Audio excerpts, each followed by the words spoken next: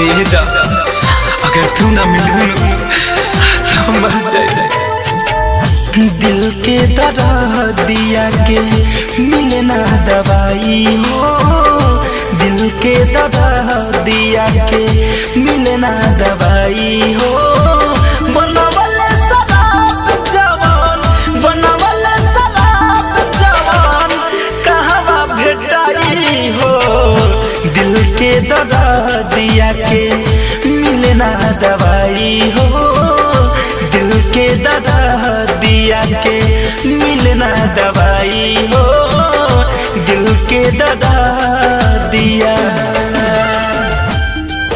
क्या फर्क रह गया तेरे और जमाने में, तुझे तरस ना आया मेरे दिल को जलाने में। आज टूट कर बिखर गया हूँ मैं कुछ इस तरह कि ढूंढता हूँ तुझे हर शराब के पैमाने में।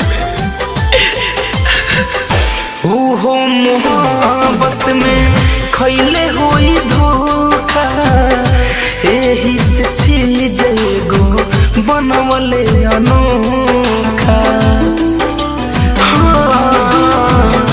ओहो मोहब्बत में खैले होई धोखा, एही से चीज एगो बनवले अनोखा। लागल बयाग दिल में कैसे बुझाई हो, लागल बयाग दिल में कैसे बुझाई हो। बनवले शराब जवान, बनवले शराब जवान कहवा भेटाई हो।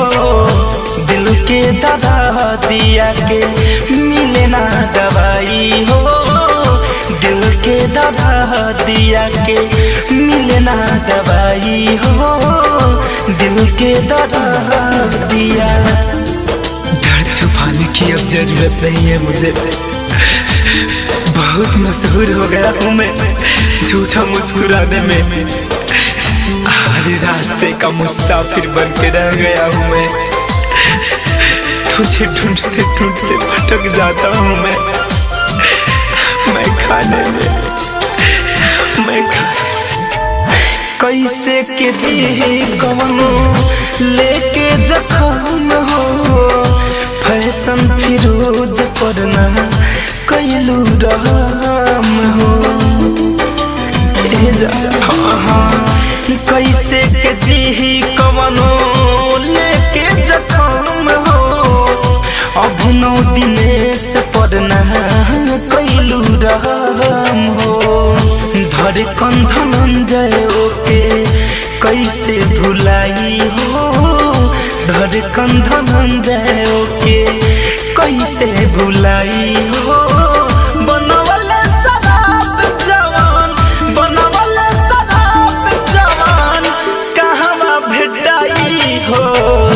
दिल के दर्द दिया के मिले ना दवाई हो, दिल के दर्द दिया के मिले ना दवाई हो, दिल के दर्द